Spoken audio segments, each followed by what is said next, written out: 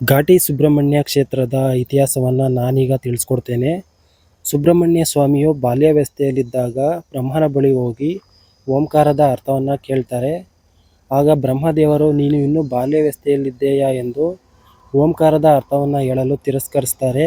ಇದರಿಂದ ಕೋಪಗೊಂಡಂತಹ ಸುಬ್ರಹ್ಮಣ್ಯ ಸ್ವಾಮಿಯು ತನ್ನ ಪಾಶಗಳಿಂದ ಬ್ರಹ್ಮದೇವರನ್ನು ಬಂಧಿಸ್ತಾರೆ. ಆಗ ಇಡೀ ವಿಶ್ವದ ಸೃಷ್ಟಿಯು ನಿಂತು ಹೋಗುತ್ತದೆ. ಇದನ್ನು ತಿಳಿದಂತಹ ಶಿವದೇವರು ಬಂದು ಸುಬ್ರಹ್ಮಣ್ಯ ಸ್ವಾಮಿಗೆ ತಾನು ಮಾಡಿರುವ ಘೋರ ಅಪರಾಧವನ್ನು ತಿಳಿಸಿ ಓಂಕಾರದ ಅರ್ಥವನ್ನು ತಿಳಿಸ್ತಾರೆ. ಸುಬ್ರಹ್ಮಣ್ಯ ಸ್ವಾಮಿಗೆ ತಾನು ಮಾಡಿದ ತಪ್ಪಿನ ಅರಿವಾಗಿ ತನ್ನನ್ನು ತಾನು ಸರ್ಪರೂಪವಾಗಿ ಬದಲಾಗುವಂತೆ ಶಪಿಸಿಕೊಳ್ಳುತ್ತಾರೆ.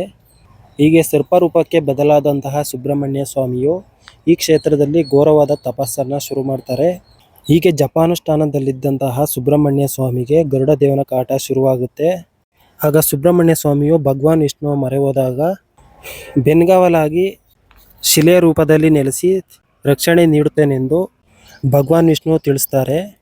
ಈ ರೀತಿ ನೆಲೆಸಿದಂತಹ ಸುಬ್ರಹ್ಮಣ್ಯ ಸ್ವಾಮಿಯನ್ನು ನೀವು ಪೂರ್ವಾಭಿಮುಖವಾಗಿ ನೋಡಿದ್ರೆ ಪಶ್ಚಿಮಾಭಿಮುಖವಾಗಿ ನರಸಿಂಹ ಸ್ವಾಮಿಯ ದೇವರನ್ನು ನೋಡಬಹುದು.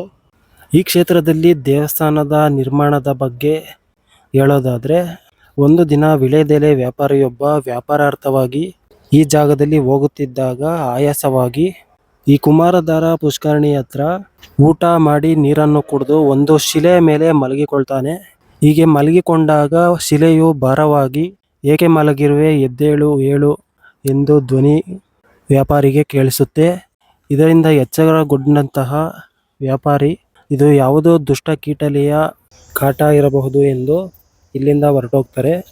ಸ್ವಲ್ಪ ದಿನಗಳ ನಂತರ ಒಂದು ಹಬ್ಬದ ದಿನ ಇದೇ ವಿಳೆದೆಲೆ ವ್ಯಾಪಾರಿಯು ಈ ಶಿಲೆಯ ಮೇಲೆ ಮಲಗಿಕೊಂಡಾಗ ಸ್ವಾಮಿಯು ನಿಜ ರೂಪದಲ್ಲಿ ದರ್ಶನ ನೀಡುತ್ತೆ. ಹಾಗೆಯೇ ಇಲ್ಲಿರುವಂತಹ ಮೂಲ ದೇವರಿಂದ 20 ಗಜ ಅಡಿ ದೂರದಲ್ಲಿ ಒಂದು ಶಿಲೆ ರೂಪದಲ್ಲಿ ನೆಲೆಸಿದ್ದೇನೆಂದು ಈ ವಿಚಾರವನ್ನು ಬಳ್ಳಾರಿ ಜಿಲ್ಲೆ ಸಂಡೂರು ತಾಲೂಕಿನ ಗೋರ್ಪಡೆ ವಂಶಸ್ಥರಾದಂತಹ ರಾಜನಿಗೆ ತಿಳಿಸು, ಅವರು ಇಲ್ಲಿ ಗುಡಿ ಗೋಪುರಗಳನ್ನು ಕಟ್ಟಿಸುತ್ತಾರೆ ಎಂದು ಹೇಳುತ್ತೆ. ನಂತರ ಎಚ್ಚರಗೊಂಡಂತಹ ವಿಳೆದೆಲೆ ವ್ಯಾಪಾರಿಯ ಬಳಿ ಒಬ್ಬ ಬ್ರಾಹ್ಮಣನು ಬರುತ್ತಾನೆ. ಆಗ ಬ್ರಾಹ್ಮಣನಿಗೂ ಕೂಡ ಸರ್ಪರೂಪದಲ್ಲಿ ಸ್ವಾಮಿಯು ದರ್ಶನ ನೀಡುತ್ತೆ. ಆಗ ನಡೆದಂತಹ ವೃತ್ತಾಂತವನ್ನು ಬ್ರಾಹ್ಮಣನಿಗೆ ಹೇಳಿ ಇಬ್ಬರೂ ಕೂಡ ಬಳ್ಳಾರಿ ಜಿಲ್ಲೆ ಸಂಡೂರು ತಾಲೂಕಿನ ಗೋರ್ಪಡೆ ರಾಜರ ಆಸ್ಥಾನಕ್ಕೆ ಹೋಗ್ತಾರೆ. ನಡೆದಂತಹ ವೃತ್ತಾಂತವನ್ನು ರಾಜನಿಗೆ ವಿವರಿಸ್ತಾರೆ. ಆದರೆ ರಾಜನು ತಾನು ಬರುವುದಕ್ಕೆ ಸಾಧ್ಯವಿಲ್ಲ ಎಂದು ಹೇಳಿ ಧನ ಕನಕಾದಿಗಳನ್ನು ನೀಡುತ್ತೇನೆಂದು ನೀವೇ ದೇವಸ್ಥಾನವನ್ನು ಕಟ್ಟಿಕೊಳ್ಳಿ ಎಂದು ಹೇಳ್ತಾರೆ. ಇದರಿಂದ ಬೇಸರಗೊಂಡಂತಹ ವಿಳೆದೆಲೆ ವ್ಯಾಪಾರಿ ಮತ್ತು ಬ್ರಾಹ್ಮಣನು ಅದೇ ಊರಿನ ಬ್ರಾಹ್ಮಣರ ಮನೆಯಲ್ಲಿ ಮಲಗ್ತಾರೆ. ಮತ್ತು ಅದೇ ದಿನ ರಾತ್ರಿ ರಾಜನಿಗೆ ಸ್ವಾಮಿಯ ಉಗ್ರ ರೂಪದಲ್ಲಿ ಕನಸಿನಲ್ಲಿ ಕಾಣಿಸಿಕೊಂಡು ತನಗೆ ಗುಡಿ ಗೋಪುರ ಕಟ್ಟಿಸದಿದ್ದಲ್ಲಿ ಸರ್ವನಾಶವಾಗುತ್ತೀಯಾ ಎಂದು ಹೇಳುತ್ತೆ. ಇದರಿಂದ ಎಚ್ಚರಗೊಂಡಂತಹ ರಾಜನು ಮರುದಿನ ವಿಳೆದೆಲೆ ವ್ಯಾಪಾರಿ ಮತ್ತು ಬ್ರಾಹ್ಮಣನನ್ನು ಕರೆಸಿ ಅವರ ಜೊತೆ ಘಾಟಿ ಸುಬ್ರಹ್ಮಣ್ಯ ಸ್ವಾಮಿ ಕ್ಷೇತ್ರಕ್ಕೆ ಬಂದು ಇಲ್ಲಿ ಗುಡಿ ಗೋಪುರಗಳನ್ನು ಕಟ್ಟಿಸ್ತಾರೆ.